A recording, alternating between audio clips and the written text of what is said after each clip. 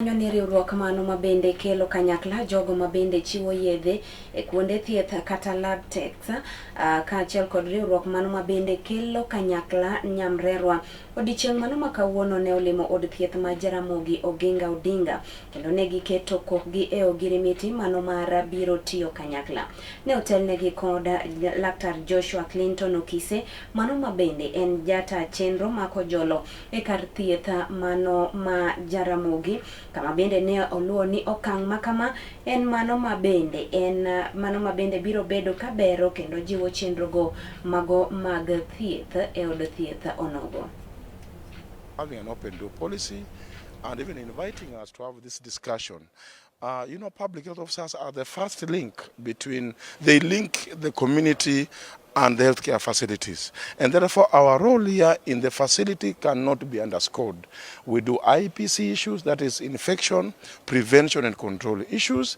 We do WASH, that is water, sanitation and hygiene issues. We do issues with the food and water quality control systems. We make sure that the patients are safe. Our fellow colleagues are actually very safe. We control and bring down the disease burden in this facility.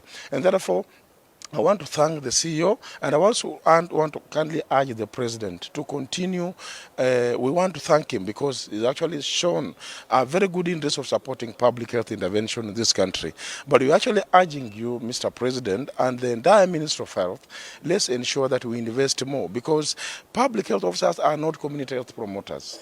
CHPs are important and they have been there since time immemorial. They have been acting as volunteers, but we want to thank the government for upgrading them. So as we come to a close, I want to say as we leave this place, Bwana CEO, you'll never see a strike here. CC, we are God. We like doing our work. We took an oath to do our work. We will support you. We will support the government of the day. We want to ensure that we achieve a service delivery in this facility. Olimwa gi teams ariyo, team mag jo union ma represent jo lab to gi team ma represent public health officers. Ne gibiro mondo wa sign ogirimiti makoro miyo wabedo kodgi kanyakla, what we call a relationship, osiep mar tich gi jotich magi represent Jaramogi Oginga Odinga. So wawuoye weche mang'eny including employment opportunities, yore mag ndiko ji tich, nikech currently yudo ka nyithiwa mang'eny osomo, gidhi sikul, gitimo medicine, gitimo weche madil gi public health, alwora gini lakini tich onge.